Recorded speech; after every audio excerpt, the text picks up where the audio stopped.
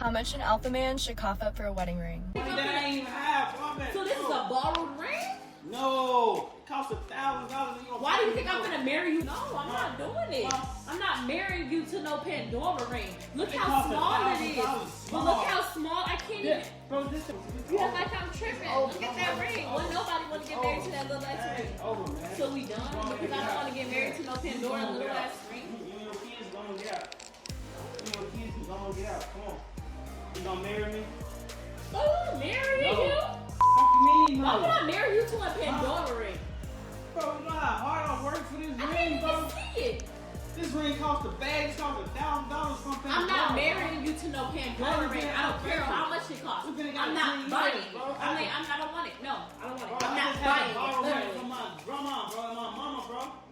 You think Money I'm that gonna... ain't even half, bro. So this is a borrowed ring? No, it costs $1,000. Why do you think I'm gonna marry you on a borrowed Don't you ring? love me? You don't love me, so you don't love me?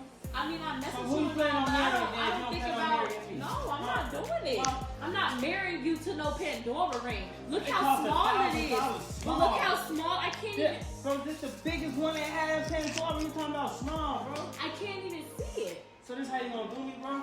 Huh? Man, this how you gonna do me and treat me, bro? I done borrowed all this money for you to say no, bro. This how you gonna do me, bro? You being ungrateful and shit, bro. I'm not trying to be a I'm pretty sure other females around this world would be thankful and happy. I don't care what other females will feel. I don't want that ring. Look at it. Look how small it is. That don't look like nothing that I would even be wearing on my finger. That don't look like nothing I would be wearing on my All finger. this hard work, bro. You act like I'm tripping. Look at that ring. Well, nobody want to get married to that little ass ring. Over, man. So we done? His approach to this situation is understandable, as he is probably aware that if she truly loved him, her reaction would be completely different. I don't want to get married to no Pandora little ass ring. You and your kids gonna get out. You and your kids is gonna get out. Come on. Come on. Come on. Come on, man. Go. Go. Go. Bro, you wasting your time. Find someone who finds value in you. God bless him. He found out just in time. Why is he explaining? Send her right back to the dating pool, because there is no way. She knows her worth. Wow, it's not about the ring, girl, if you love somebody. This is the side effect of excessive consumption of videos online. People are losing their sense of reality. They no longer know what they should prioritize or value, and this is why she got herself in a situation where she lost a roof over her head. Why was she so concentrated on the ring price? There are better things to be considered, but it seems like she couldn't notice them. Here she has a man who was willing to take things to the next level, but due to this episode, it won't happen. She probably was expecting something she could post on social media, something to brag about. This is becoming a norm in our current generation, and this is the reason many relationships are failing. People are trying to compete with each other on social media, not realizing that they are negatively affecting their relationship, just like in this case. But at least this scene gave him the opportunity to know more about the person he was about to marry, and now he will be able to make decisions based on this event. That was a difficult situation. Nobody would be happy to know that their spouse was more interested in how much was spent on the ring than the actual proposal. But it's better now than later when things are more complicated. She probably fumbled a good man who could make her happy, but her obsession with the ring price placed her in this situation. How much do you think a guy should spend on an engagement ring? I think 10 times their salary. Yeah, it has to be in like the 6 digits for sure. How much do you think a guy should spend on an engagement ring? I'd say at least like 100K. Yeah. And they wonder why they're single. What do they bring to the table? If my boyfriend proposed to me with a ring pop, I would be grateful. 10 times their salary is crazy.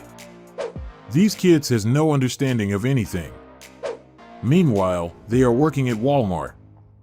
Based on their answers, we know they better go back to school because things are not adding up.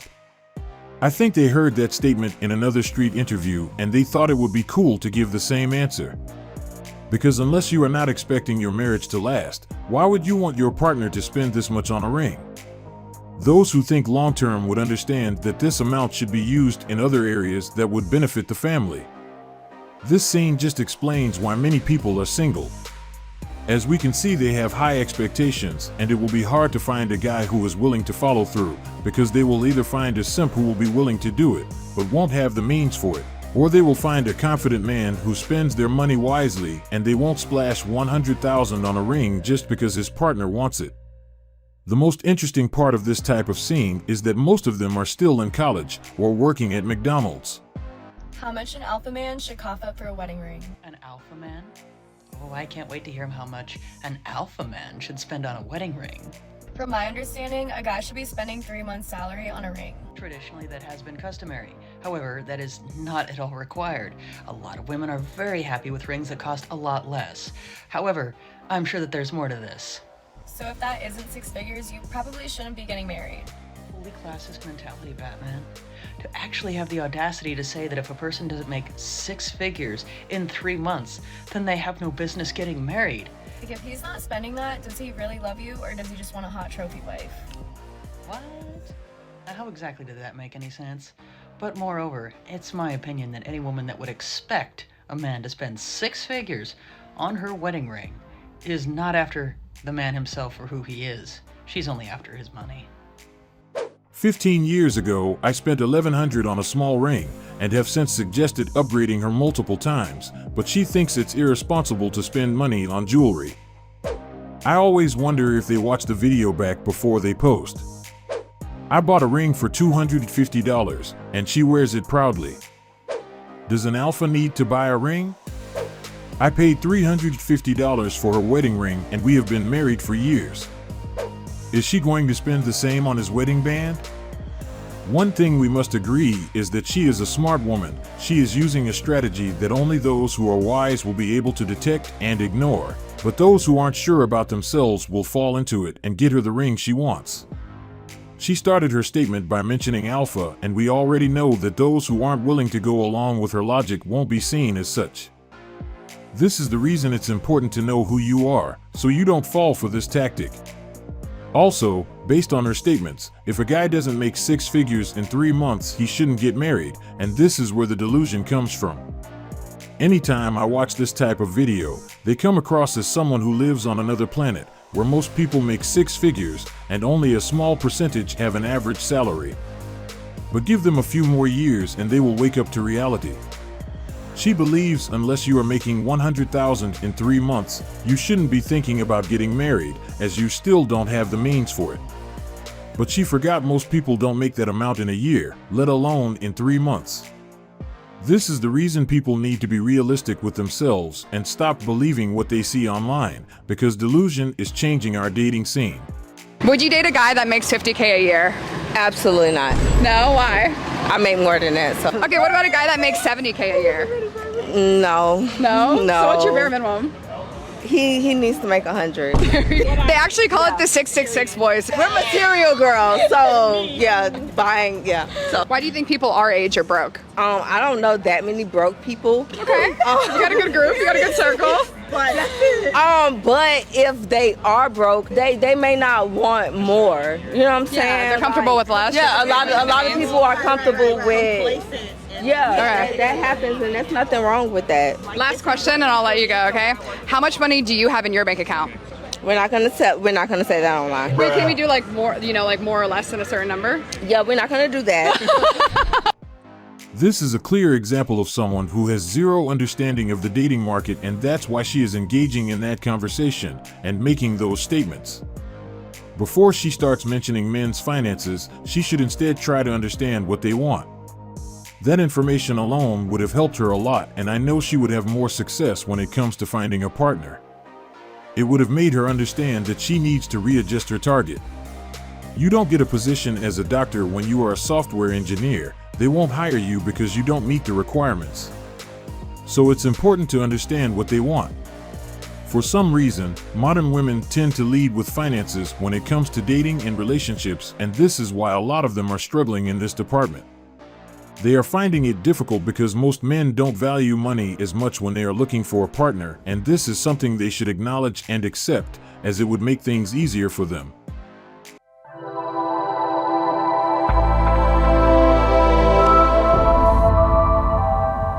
Welcome to our self-development section.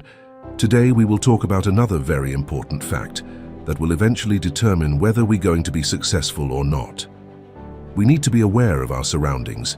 They will make a huge difference in our future.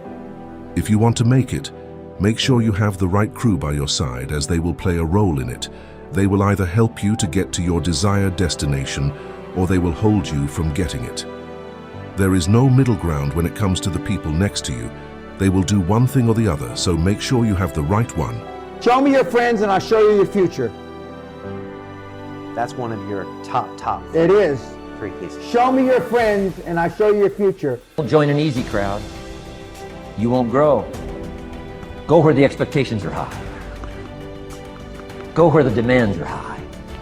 Go where the pressure's on to perform, to grow, to change, to develop, to read, to study, to develop skills. I belong to a small group. We do business around the world. You cannot believe the expectations at that level.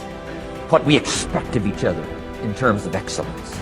Far beyond average. Why? So that we can each grow, so that we can receive from the group. We can contribute to the group. Something unprecedented. It's called living at the summit. This is a fact that most don't realize. Since we are friends or even family members, we feel like we must stick with them all the way through, even though we feel they are pulling us away from our dreams and goals. Anytime they call us, we feel the need to answer because we don't want to come across as arrogant. If they invite us to an activity, we are there even though we had a task to finish. We prefer to pause what we are doing to please them, and this will eventually affect our progress. Since they are not on the same frequency, we can no longer try to keep up with that group. Because our journey is no longer the same, we are going in a different direction, and this is the time to start making it clear.